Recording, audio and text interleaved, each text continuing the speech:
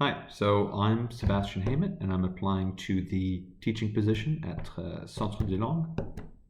Um, I'm looking at your series of questions here.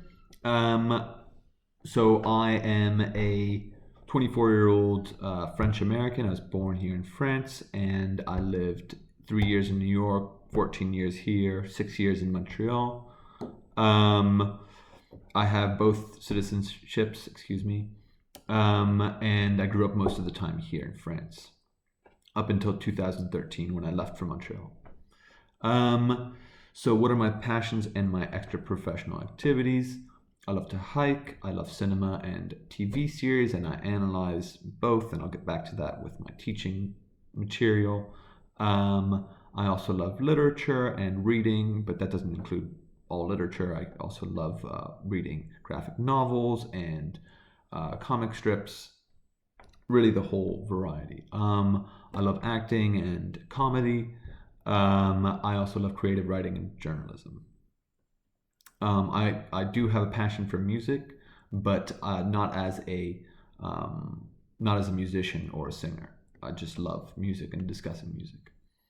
So my background in English, as I said, I was born half French, half American. So I've been bilingual. My level of English is very strong, as you would expect from a teacher. So why do I teach English? I love literature and I love teaching literature, sharing my passion for it with my students. I also love teaching itself.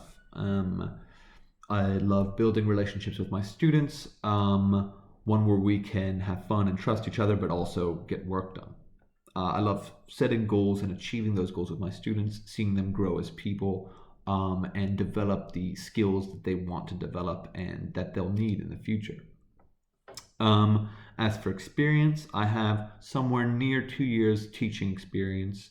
So 1 full year in a high school, private school in Montreal called Villa Maria High School, and then almost a full school year divided over 4 internships for my bachelor's in Montreal.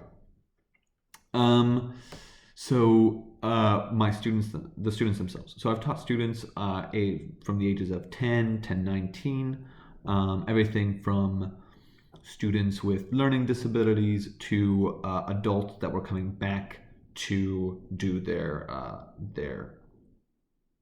high school diploma, which they had missed. Some of them were a couple years older than 19, but most of them were around 19, the adults. So a lot of these students had varying levels, everything from students who had no English, second language is a generous term for them. They did not understand anything I was saying, so we had to start from the ground up, but also students who had very strong levels of English and wanted to perfect their skills.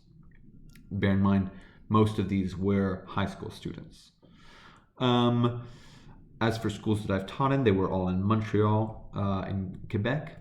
So Villa Maria High School, Westmount High School, Mind High School, Perspectives 2 High School, and an after-school program at the Musée des Beaux-Arts in Montreal.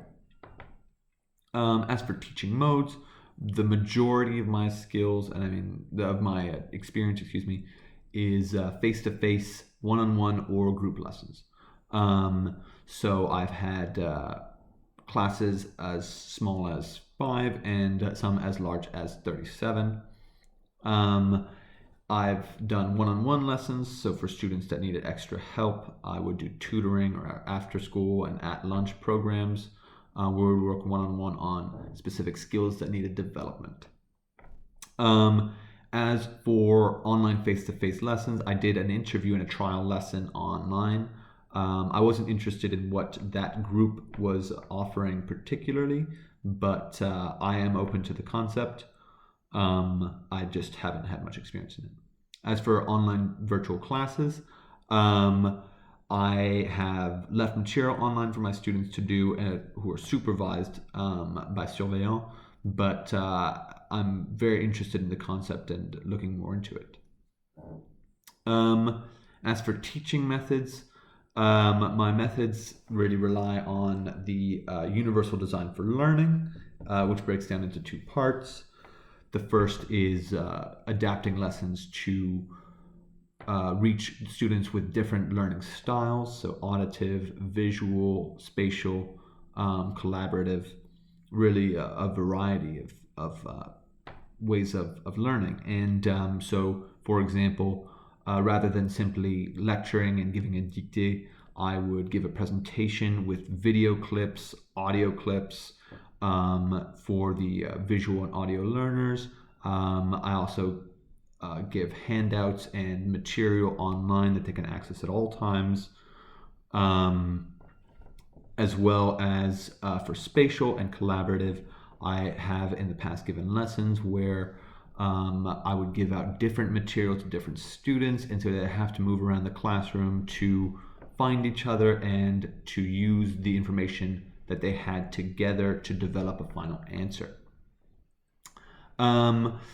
As for tools and material that I use, I have used everything from books to handouts, movie, TV shows, TED presentations or TED Talks, excuse me, to TikTok once, really the whole variety. Also, online forums. I've used a discussion forum where my students had to respond to newspaper articles read in class, answering a question that they chose, and then responding to each other to create discussions on this forum.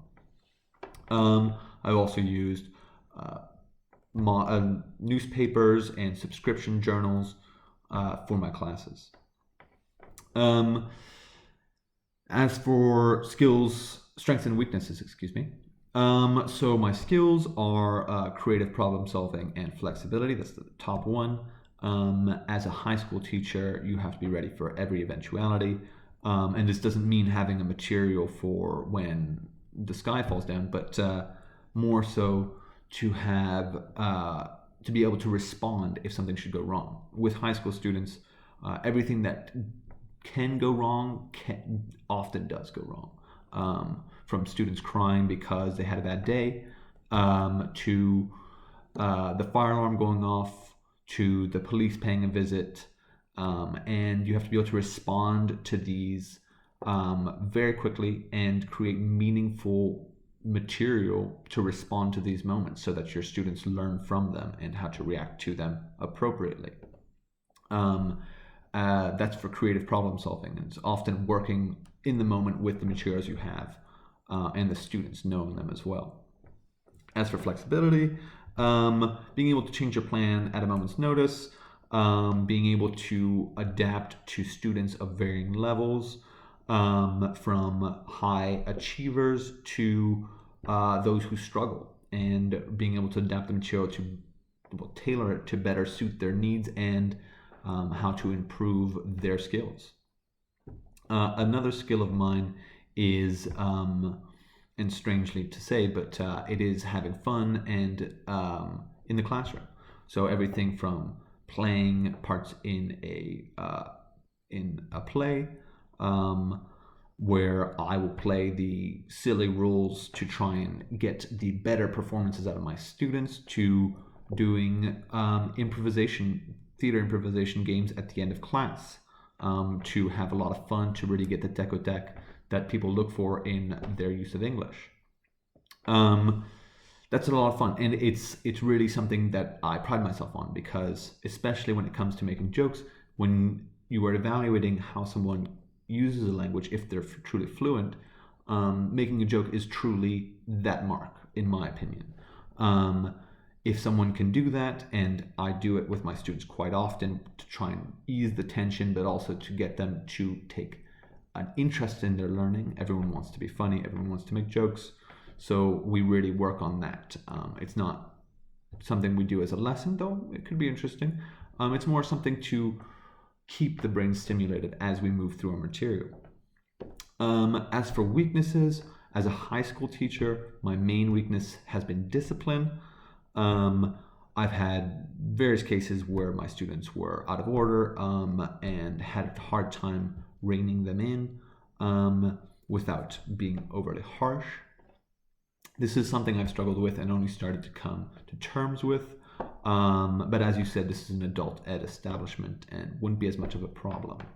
Otherwise, bigger problems would be I had 158 students last year, and so correcting 500-word essays for each of them was a very lengthy process, and I wasn't quite as good at it as I would have hoped.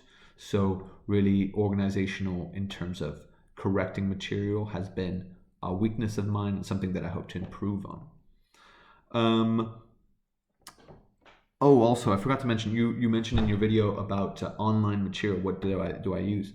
I've used everything from Google Classroom, Google Drive, online forums, newspaper outlets, YouTube, really whatever you need. Also, on phone applications that can be quite interesting.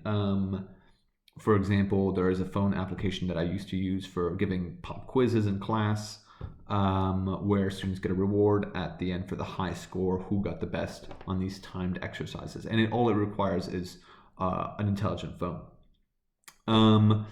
as well as the regular PowerPoint presentations, video material, YouTube, Vimeo, online materials. So really the whole spectrum for ICT. I am hoping to work on it a little bit more. And as you said in your ad, this is the place to do it. So availabilities for teaching. I am looking for a CDI, 30 plus hours a week. 30 hours teaching is a lot in a week. I was teaching 19 last year, but they were larger classrooms. But yes, 30 hours plus a week would be ideal. Really, the schedule that you outlined seems good to me. It really depends how often I would see my students. I can work on the Saturdays if necessary. That's something we can discuss later. As for degrees, so there are really three important ones that you need to hear from me. One is the EETC, which is a Canadian equivalent of the TOEFL. It just certifies that I'm proficient in English. It is the English examination for teacher certification. And it goes over grammar, syntax, spelling, and comprehension. Right, so I got that. This was necessary to get my teaching degree. That next was my university degree from McGill University in Montreal that I got in a bachelor's in education in English and in history. I have taught history. So yes, this is a well-respected school. We went through theory, practice, and really the modern thoughts on teaching, right? How to adapt lessons, how to teach students with learning difficulties, how to tailor to the needs of your students, how to evaluate their learning, different forms of assessments, quite a large variety. I also had 4 internships at different high schools all over Montreal, where I worked with different kinds of students, different levels, to get a well-rounded view of how to teach. And then finally, the last one is my teaching license, issued by the ministre de l'Éducation du Québec, the MEES, and it's valid until 2023. I'm a licensed teacher. So yes, those are the 3 degrees and diplomas that are necessary. As for your administrative questions, I don't know what the statut auto-entrepreneur is. Je peux le faire si vous en avez besoin. J'ai le passeport français, donc c'est pas un problème de visa, mais ouais, à voir si je l'aurais besoin. So that's it. I hope to hear back from you, and thank you.